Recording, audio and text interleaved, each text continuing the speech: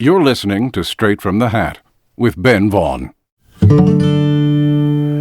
Every day starts with a broken heart. I must be too sensitive for this world. Well, I know it ain't right to cry every night. I must be too sensitive for this world. He's had a career filled with twists and turns as a performer, songwriter, composer for film and TV, and record producer. For Ben Vaughn, the best part of the journey has been the colorful characters he's encountered along the way. His friend Laura Pocadello, who works for Sun Records in Nashville, wrote the names of those characters down and placed them in a hat.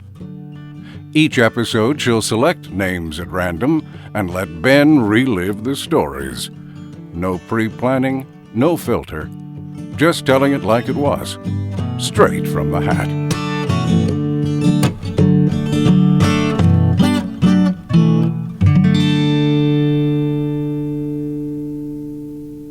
Hello, Ben. Hello, Laura.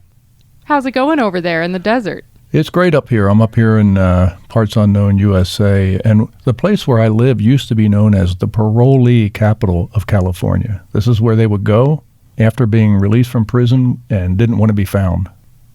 Wow, what a spot. What a desirable destination, really, when you think about it. I like it, except my swamp cooler is busted right now, so I got some maintenance to do when we're done this podcast. But yeah, I love it up here. It's great. You got to give it the old swamp pop tune-up? What's going on with the swamp cooler? Oh, man. We could get technical about it if you like, but then we won't be talking about music anymore. But I think I need new pads, so let me just leave it there. That sounds tough. Yeah. I have no idea what that means. I wonder if this next person has any swamp cooler repair experience. It's totally possible. Let's find out. All right. Digging in the hat here. Okay, this next name is Ween. Ween. The Ween brothers, a family act. Yes, for the children. Yes, I first encountered Ween, they were teenagers. Mickey from Ween used to come to a place called City Gardens, which was a really cavernous punk rock club in Trenton, New Jersey. And he was underage, and he would sneak in. And he also would hang out at my friend Jeff Fiorzig's radio show. Jeff is the guy who eventually did that Daniel Johnson movie and a bunch of other cool things. And he actually went on the air once and said the F word and got Jeff kicked off the station. So Mickey's beginnings were very similar to what happened afterwards for him. He was a music fanatic, and at one point he and Aaron got together, Aaron Freeman and Mickey Melchiondo, that's Dean and Gene Ween. They got together in high school. I think they met in typing class because Aaron had an orchestral maneuvers in the dark sticker on his notebook. Nice. And they got talking, and next thing you know, they're the Ween brothers. History was made. And Mickey gave me a tape back, in the 80s, and I listened to it, and it was just those guys inhaling helium and laughing. So I said, I don't hear a song. I don't hear a song, guys. Get back to me when you're serious. And then I went to see Fugazi, the hardcore punk band, really great punk band, Fugazi, and they played at City Gardens, and Ween opened for them. And Ween at that point, it was just Mickey and Aaron and a cassette deck. And they would come on stage, take their shoes off, and Mickey would pull out this paper bag with cassettes in it and just dump it on the stage, and then randomly pick a cassette, put it in the tape deck, and then Aaron had to guess what song they were now doing, because it would have because they would have the backing tracks on these cassettes. It was amazing, and the Fugazi audience hated them, absolutely hated them, and they started throwing stuff at them, like Doc Martens were flying through the air, and Yeah, those are not the people to anger, I don't think. Oh man, it was, and they just kept taunting the audience. And at near the end of the set, they actually sat on the stage, cross-legged like Donovan, and they did that Lita Ford, Ozzy Osbourne ballad. What's that song called? Close My Eyes. What's it called? Something about closing my eyes. Yeah. And that was it. They had to be ushered off stage. And I was so impressed, and I said to the owner of the club, who are these guys? Because I didn't know who it was, because I'd never seen them perform. I walked in like halfway through the set, and he said, "That's Ween. That's those guys. Let me take you back." So we got reacquainted at that show, and I ended up hanging out with Mickey a lot. He's the more meat and potatoes member of Ween, and Aaron is a true artist who's kind of floating out there in space a lot. And I got pretty friendly with Mickey, and we started recording stuff together, and we did some gigs together at this place in New Brunswick called the Court Tavern, which is kind of legendary in that area. When would this have been? 1989, maybe 1990. Okay. And the first album was coming out at that time, God, Ween, Satan, which is a masterpiece, and, Yes. Including a song with a chainsaw solo in it. And their live shows, I started going to see them every time they played, and they were amazing because they would come on stage and say, there's a journalist here tonight to cover the show for Field and Stream magazine. or they would say, "Oh, Car and Driver's here tonight. Welcome. We hope you enjoy the show." Better Home and Gardens is in the audience. That's great. Yeah, and they would announce every song. This is called "Push a Little Daisies" by Ween. Like every song, they would announce that they wrote it, and they were amazing live. Continued to be all the way through their career, but the early days, in particular, with the cassette deck, were maybe my favorite Ween shows. And so I got to be friendly with Mickey, and I mean, this is a side note, but since we're pulling names, he told me this story about how this rumor in his town came about that Van Halen were going to be staying at the hotel near where they lived. So Mickey ran down there and hung out there all day long, waiting for the Van Halen tour bus to pull up. And finally, around the corner, he sees this tour bus coming, and he's like, that's it. And it comes around the corner, and on the side of it, it says, Roy Clark. So some friends played a practical joke on him. And so he saw Roy Clark's tour bus, but not Van Halen. But anyway, I got to be friends with them enough where we were going to work together at some point with me as producer, and they came to me and they said, "We want to record a country album." And I said, "Which country?" Because those guys, they were all over the place. I mean, those guys loved Madonna as much as they loved Roger Miller. Amazing Prince. They loved Prince and Van Halen and everything. They're just so. You'd think he'd be excited about the Roy Clark bus then. Yeah, later he was. Yeah, he later came to appreciate it, but at the time, I think he was 14 or 15 or something. But yeah, so they came to me and asked me to produce a country album, and they wanted to do it in Nashville because they knew that I was down there doing a lot of stuff at that time in the 80s and in the 90s. I was going back and forth from Jersey to Nashville a lot and was co-writing with people and stuff with Rodney Crowell. And I almost got a Judd's cut. Almost. It was one of my songs was picked for their third album, I think it was. And the producer really liked this song. And it was such a done deal, according to my publisher, that I started shopping for a car with air conditioning, which I'd never owned before. I was thinking, this is it, man. I'm gonna get a car of luxury. Yeah, I'm gonna get a car with air conditioning. And then at the last minute, they didn't cut it. So I had experience in Nashville, good and bad, and I knew a lot of people. And they wanted me to produce the record, and they wanted to do it in Nashville. So I said, well, the best way to do this is to have all of the A-list session guys who are still working, who are not collecting their pensions, do this through the union and get the best guys. And we did. I called up Clay Bradley at BMI, one of the many members of the Bradley family, and immediately he secured Bradley's barn as the studio, and then he helped me get Pig Robbins and Buddy Harman, Buddy Spiker. And as a matter of fact, the name of the album was going to be called Buddy at first because we had Buddy Harman, Buddy Spiker, Buddy Thompson on banjo. We had all these guys named Buddy. That's great. Yeah, that was almost the title for the album. And we booked time, and I got there a few days early so I could go over things with Charlie McCoy. And Charlie McCoy is one of these guys, I don't even know how to begin to explain how important of a session player and arranger and just Nashville presence Charlie McCoy has been. You have to Google him, and you'll be looking at his credits all day long. And yeah, Google him and it barely scratches the surface, really. It's like you cannot overstate his influence and his talent. Yeah, it's amazing. And so I got a hold of Charlie, and he goes, well, I'm down on the set of Hee Haw.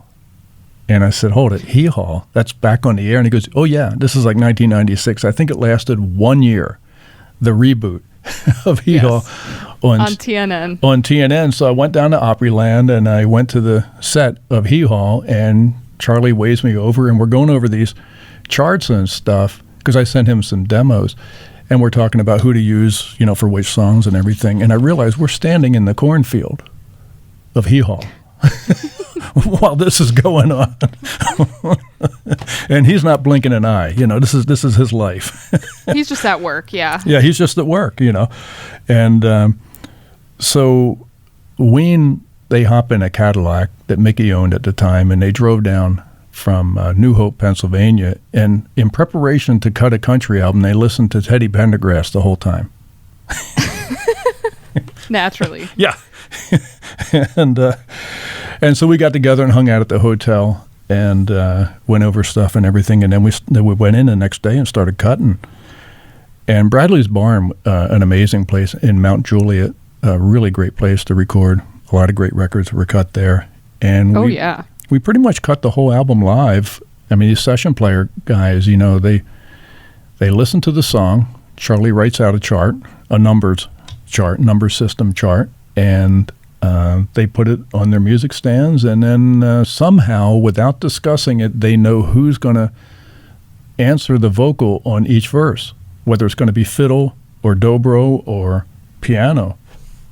They just know how to do it, And that's why you called those guys, though. That's just how they work, The Nashville A-Team, they seem to have some sort of shared language. Oh, unbelievable. It was unbelievable working with those guys. And so we cut everything really fast. And I remember one of my favorite moments was the song Fluffy, which, if you're a Ween fan, that's like up there, way up there. Yeah. That's like their Hey Jude. or something, Fluffy. And so we cut the song Fluffy, which is a very strange tune with a time signature change in it it's hard to count. And so these guys are listening to the demo, which the Ween guys did on a 4-track cassette deck while they were under the influence of something.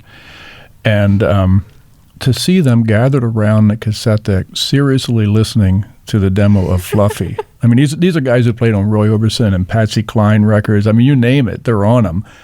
And there they are seriously gathered around a cassette deck listening to Fluffy. And then we cut Fluffy. And the minute the session players leave, we slow the tape down to make it sound weird. And also the guitar solo on Piss Up a Rope, which... Now, Piss Up a Rope is a classic song among Ween fans. A masterpiece. Yeah, people really just love that. It's and I'm singing on it, by the way. I'm on there on the chorus. You can hear me. Nice.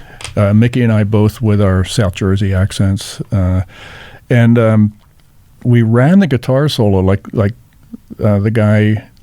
I forget the name of the player. That's really interesting. He wasn't a big name in the A-list, but he played the guitar solo on Piss Up a Rope, and then we ended up running that through a thing called a Mooger Fooger, which is an electro-harmonic stomp box that Mickey uses on everything, and turned it into something that doesn't even sound like a guitar. I mean, it sounds like somebody's strangling a synthesizer, and beating it to death, And we had the Jordanaires come in on it. we had a recording of Muhammad Ali giving a speech that we slapped on the end of Powder Blue, which ended up getting taken off for legal reasons. But the first pressing has it. And the funniest thing, though, that happened with that record is we cut the record, we cut everything, and we had another half day in the studio. These guys, the session guys, they work on 3-hour blocks of time. You bring them in for 3 hours. Yeah. And you get as much done in those 3 hours as you can. And if you don't, you're in for another 3 hours. And that's how they work. So we had booked 2 days of 2 3-hour sessions. So almost the entire album was cut in 12 hours, which is kind of crazy to think about. Yeah. That's wild. I dare any modern recording act to do that. and that's the way these guys worked, you know. That was their life, these session guys, and they were really humble dudes too. They were really cool, you know. They would invite you fishing, you know, things like that. And we had a session booked for the third day, and I told Mickey and Aaron, I don't hear a single. We need a single. Because they wanted me to be like a real producer. And so first thing I said is, well, you're not allowed to play on this record. It's going to be all session people. You're just singing. And they're like, oh, man, that's cool. We always wanted somebody to do that to us. And they were really into the concept of that, you know. And so on the record, Mickey plays one guitar solo on I Don't Want to Leave You on the Farm, and Aaron plays the lead solo on Fluffy. And the rest is the band. And those guys just sang. And so I figured now that I'm in this role, you know, as the slick industry producer, I'm going to tell them that I don't hear a single and see what they do. So I said, guys, you got to go back to the hotel and write a single. We need a single for this. And they came back with Japanese Cowboy. Wow. And they were staying at the Shoney's. And that's why breakfast at Shoney's, $2.99, saved me some money and eased up my mind, is in the song. Shoney's is always there for you. Yeah. And so they bring it in and they play it for me, and we're cutting it with the A-list, you know, and everything's going well. But I'm thinking, this sounds really familiar. This melody sounds really familiar. I can't put my finger on it, but this melody really sounds familiar.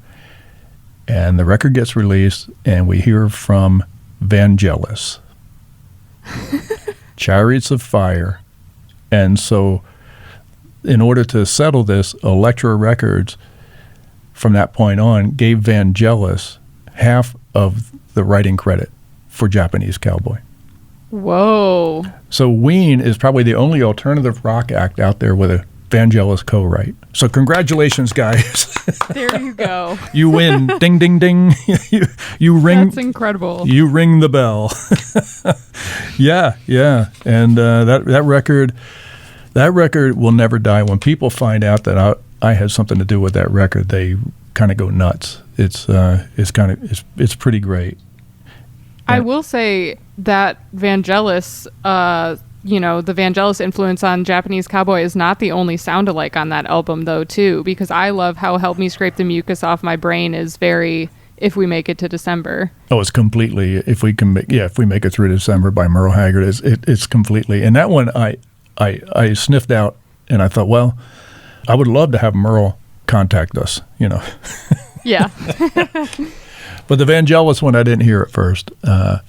Those guys, they're absorbing stuff in a way. I mean, Ween, they're amazing. They're amazing. And throughout their entire career, recorded career and live career, they have embodied so many genres, and you can't tell if it's parody or homage. And you also can't tell if they're even thinking at all. Like, is this just channeling? Does genre even exist to them? Yeah, because they can go from something, I mean, it's just unbelievable, you know, they really like Chic a lot.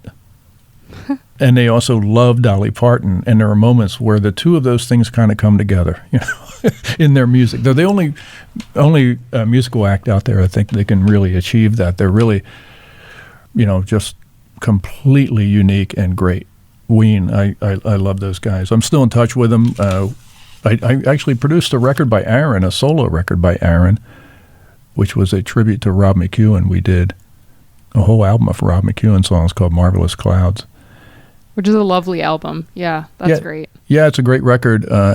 Aaron, his favorite music is soft rock. And when I turned him on to Rob McEwen, we got the idea to do that record. But there's more great music to come from those guys. I know it. They're on again, off again is whether they perform live. But they still have a lot of great music left in them. And I'm really looking forward to hearing anything that comes out of those guys.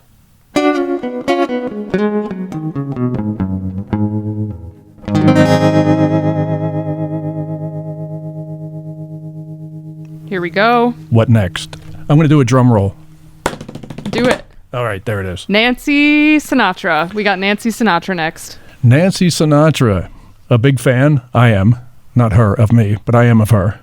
And I am too. I'm a huge fan. Yeah, well, how could you not be? I don't trust anybody who's not a fan of Nancy Sinatra.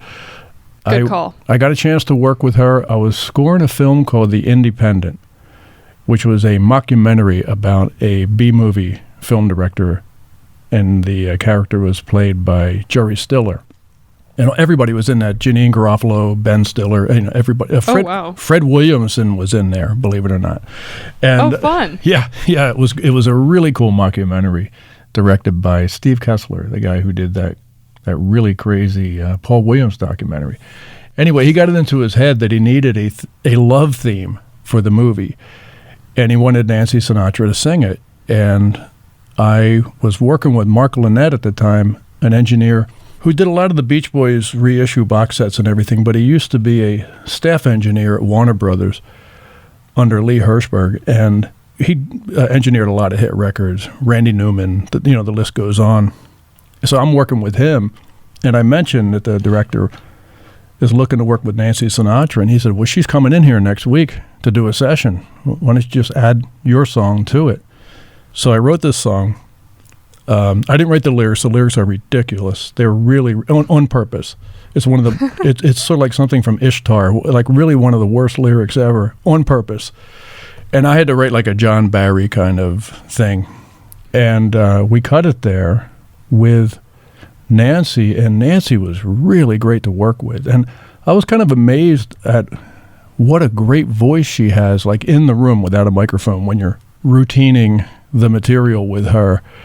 Right. And you're like 5 feet away from her or closer, and she's singing. Her vibrato is perfect. I mean, it's perfect. Her control over vibrato, like if you listen to Some Velvet Morning and listen to her vibrato and how she ends it each time, it's really amazing. And working with her was really great. She was really funny, really cool, but she kept wanting to do it over and over again, and it was already amazing. I couldn't think of I had no notes on how it could be a better performance. But she was very exacting about it? Like she had things she wanted to change? She didn't really voice that. She just said, I want to do it again. I want to do it. I want to come back in tomorrow and do it again. And I go, well, who's paying for that? Because we're running out of money. We're here today, Nancy. Yeah. I'm when you're a composer on a film, you come in after they've already run out of money. I mean, that's the thing. They spend it on color correction. They spend it on reshoots. They spend it on all kinds of things. And by the time you show up, they're like, look, I know we told you we had this amount, but that's not true anymore. And there we were in that situation with Nancy Sinatra, who I idolize. And if there was money, I would still be recording with her now if there was money. Right. I would never want to leave her side, Never tell her no. Yeah. But I had to tell her no, and she got mad at me. I hope she's forgotten me by now, and I can make a brand new start with her. But a great artist, but definitely a perfectionist. And when I was spending time with her, she's obviously a very beautiful woman, and I'm looking at her and I'm thinking, boy, when you were young and your love life was first starting out, every guy you went out with was terrified of Frank Sinatra. There's no way. No way they weren't. And I started thinking about, out here in the high desert, I'm near the San Gorgonio Mountains, which is where Dolly Sinatra's plane went down in 1977. You're right. Yeah. Man, the pilot of that plane, I would not want to be that guy. Sinatra's mother? That's tough. Yeah, it is. And his family, they probably had to move, But what the weird thing is, I think it was maybe 10 years later, Dean Martin's son died crashing into that same mountain. Oh, really? Yeah, Dino of Dino, Desi, and Billy. Oh, yeah. Well, obviously, I'm familiar with that as a Lee Hazelwood fan. But they should move that mountain. I'm surprised Frank didn't. He had the power to do that, too. He could have, yeah. Talk about missed opportunities.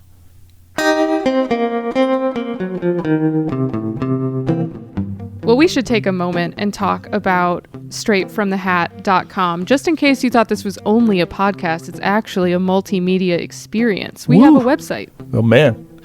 I love it. That sounds modern or something. It is very modern. Every single episode gets its own page. There's all the other names that are mentioned, because it's not just the names that come out of the hat. If you've been listening to the podcast, we name a bunch of people. We talk about a bunch of songs and albums. We try to include those on the website. And there's a bunch of photos and artifacts, including stuff from Ben's own archive. That's true. Straightfromthehat.com, there is a page for each episode. So the episode you're listening to right now, while we're talking, feel free to go to the corresponding webpage and check it out. Check it out.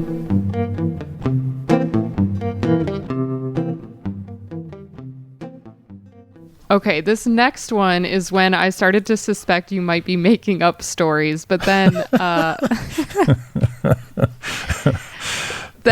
I got to know you better and realized that it really is just a stranger than fiction sort of life that you've led. And tell us about the Berlin Wall.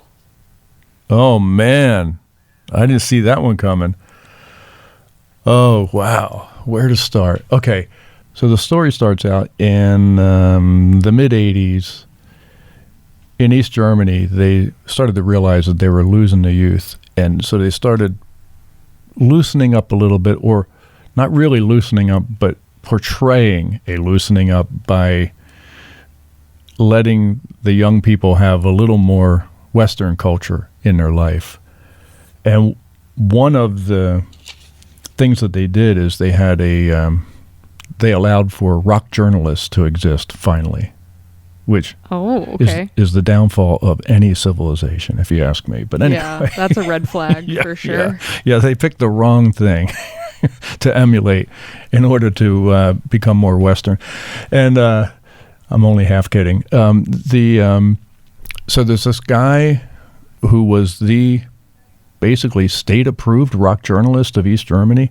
They allowed him to travel out of East Germany and go to America and report on what he was seeing there. And he was a Bruce Springsteen fanatic. So he spent a lot of time in Jersey and in Philly, kind of looking for Bruce, and caught one of my gigs. And my feeling is that he wanted to try to get Bruce Springsteen to come over and play, and that was an impossibility. And when he saw me play, he thought, well, next best thing, probably. Well, this guy's from New Jersey. He's playing a Telecaster. He has short black hair. Yeah, let's do this. And so we can pass this one off for the East German youth. I also love that he got a whole state-sponsored trip, and he said, "I'm going to spend my time in New Jersey." Yeah, that's like he could have really gone anywhere. That's true. And it's not even just Springsteen.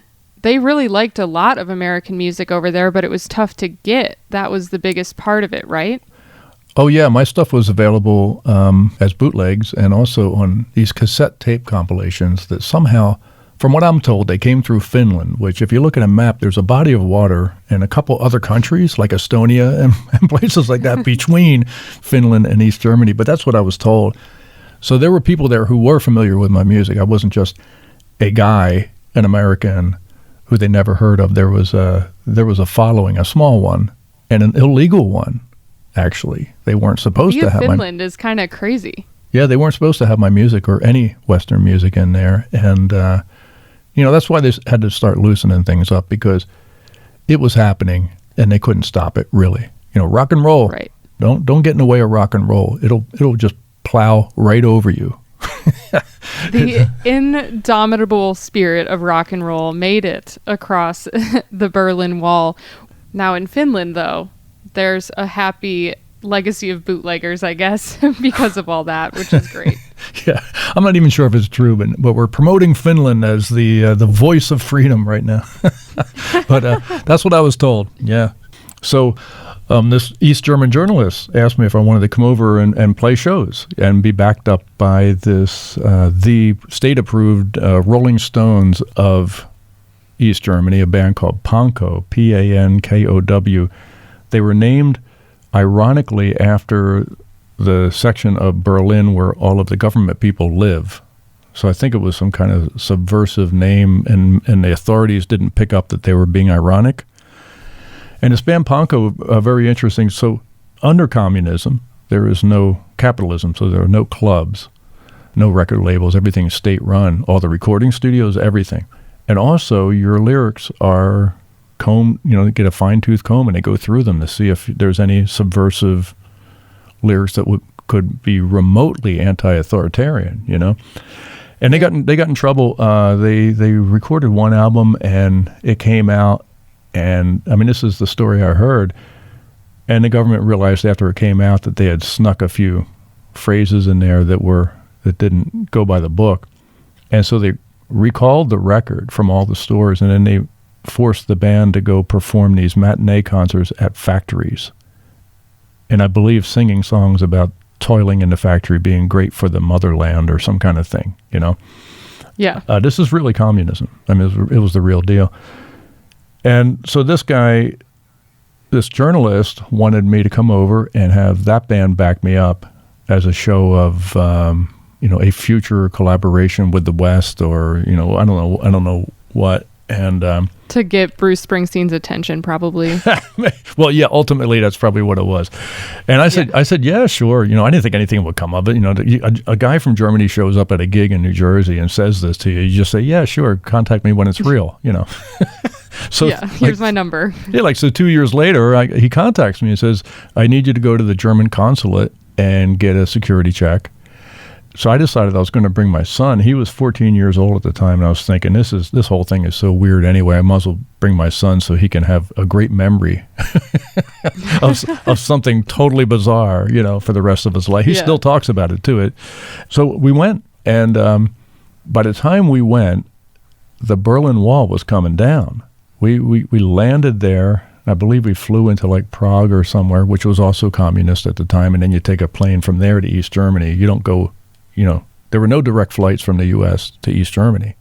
It's like going to Havana or something back in the day. You couldn't get there directly. Right. And we get there, and we're picked up, and we rehearse. And it was really interesting working with German musicians because they're very exact. And like most musicians, well, maybe not like most. In my case, anyway, I make a record, and I never listen to my records after I make them, ever. Which means I forget the arrangements. And the songs morph into something that makes sense to me over time in front of audiences. And so I'm rehearsing with this band of East Germans, and I would kick the song off, and they would stop me and go, no, it doesn't go like that. And then they would show me exactly how it went on the record. That was interesting. I found it educational, like, oh, that's... Like they had studied exactly what you did and were showing you what you did. Yeah, exactly. And it was cool because I was like, oh, that's a pretty good choice I made back then. Maybe I should go back to those arrangements. You're like, that does sound good, actually. Thanks. Yeah, I didn't hate anything I heard. So, and then we went on tour, and the tours were, and like the gigs were very strange because we played a heated circus tent on the outside of Berlin. We played in Dresden. In these social clubs, there were no clubs, and it was mostly teenagers, and there was no capitalism, so there was no competition. So each town had one or two social clubs run by the government, and we played them. And while all of this was going on, the wall was coming down, and amazing changes were happening. I remember we were in the van coming back from a gig late at night, and they had the radio on, and it was in German, so I didn't understand what the radio was saying. And everyone in the band laughed, and I said, what's up? And they go, well, as of today, we don't have to call each other comrade, apparently. It's been announced.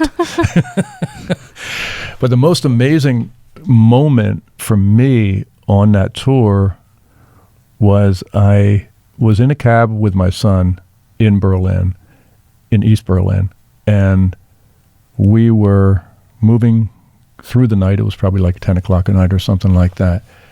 The cab driver stopped. He pulled up next to a car, saw who was in the other car, stopped and got out of his car. And the other guy got out, a younger guy, and they hugged in the middle of the street and were like talking excitedly for about 5 minutes. And about 10 minutes went by and I'm like, what's going on here? And finally he got back in the cab and said, I'm sorry, that is my son. He lives in the West. I haven't seen him in 10 years. What? Yeah. It was amazing. And they were excited because now they were allowed to travel back and forth and see each other. And reunification was on its way. So, yeah, it was heavy. It was heavy witnessing that. Those people really got beaten down. And I was paid in East German marks for that tour. And they gave me what a worker would make in 1 month per night. They gave me that. So I just gave all the money away because I didn't know what to do with it, you know. And so I was very popular. But what they went through during the time when they were under the boot of communism and how difficult that transition was, because East Germans got taken advantage of immediately by the West because their second language was Russian, not English.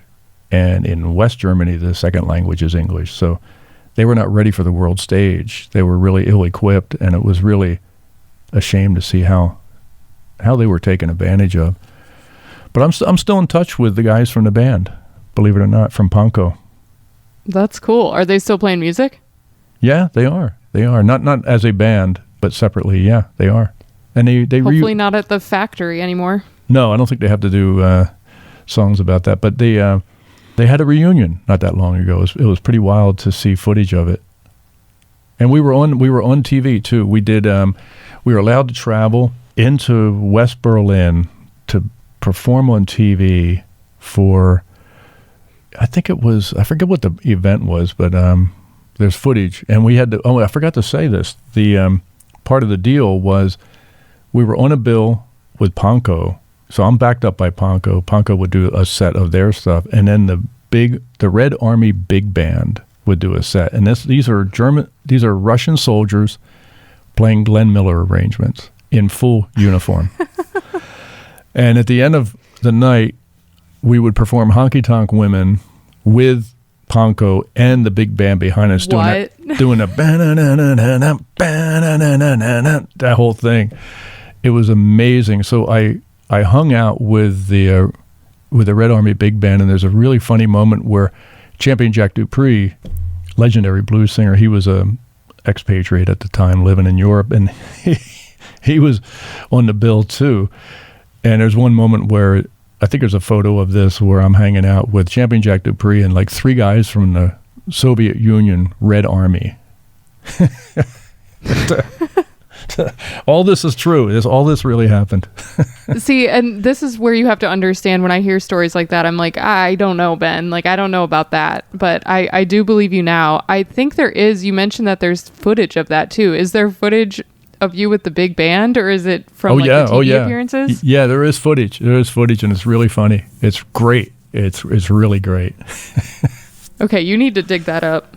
I will. It was a great experience. It was a really, really great experience. I learned a lot, about freedom, and what it really means. A lot about that. And watching an authoritarian regime fall apart before your very eyes was so great.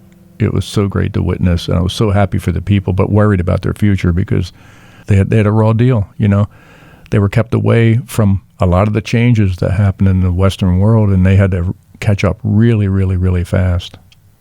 Yeah, no matter how you cut it, they were just plunged into instability too, which is change is good, but it's rocky to start. So well, you wake up one morning and the money you use to buy stuff is worthless.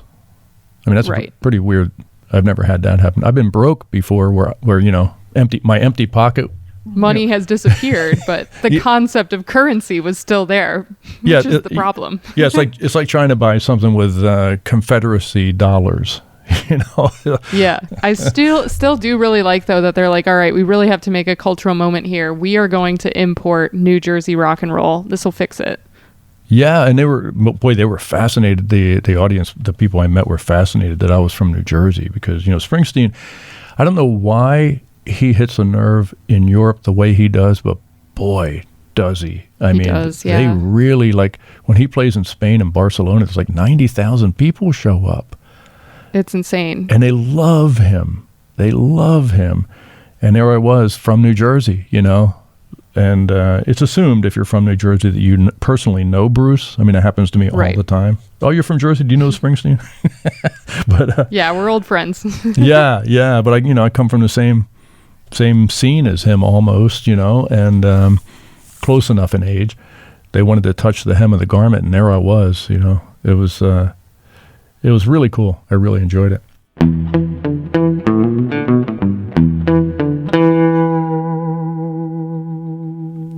It's time for a tune, Ben. All right. I have my guitar right here.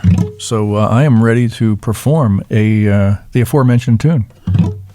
Great. Let's see what the Song Hat has for you today. Oh, this is a good one. A classic activity. Trash picking. Trash picking. I wrote that song for my accordion player in Philadelphia, Gus Cordovax, to sing because he is an amazing trash picker. His house, who he shares with his wife Karen, is basically the trash picking museum. Amazing stuff that he has found. I mean, it's really incredible. And we did a gig once. It's really funny. We were playing a club in Philly, and we were loading out at the end of the night. We had everything in the car, and he lived nearby. And a trash truck came riding by, and he said to us, "There's my ride." And he ran over and jumped on the back, holding his accordion. No, that's crazy. And it turned the corner. I mean, that really happened. So I wrote this song for him to sing, which he does in a very spirited manner. But yeah, trash picking. I played this with a pick, which is. Let me move the mic here to get this right. Okay. And here we go. Trash picking.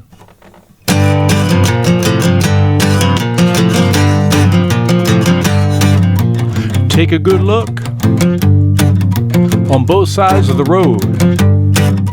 Stay close to the curb and drive real slow. Oh, baby, well, you just never know. Trash picking.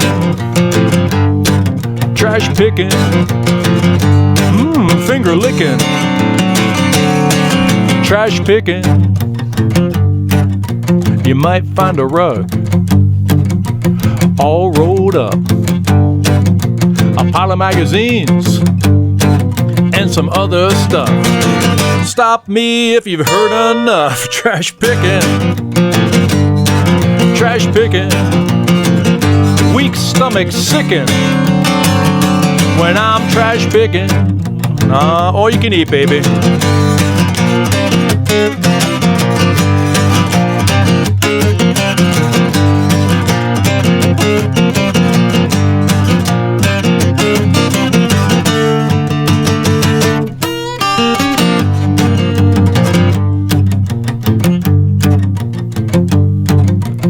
People in their houses, they sit and stare.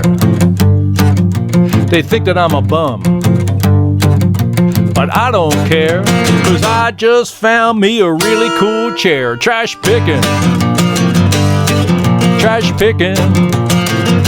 Weak stomach sickin' when I'm trash picking.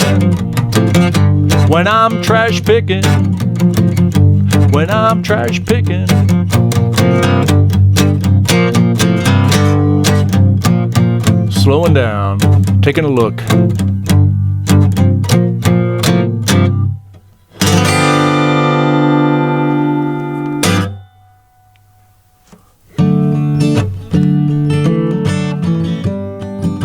You have just enjoyed another installment of Straight from the Hat with Ben Vaughn.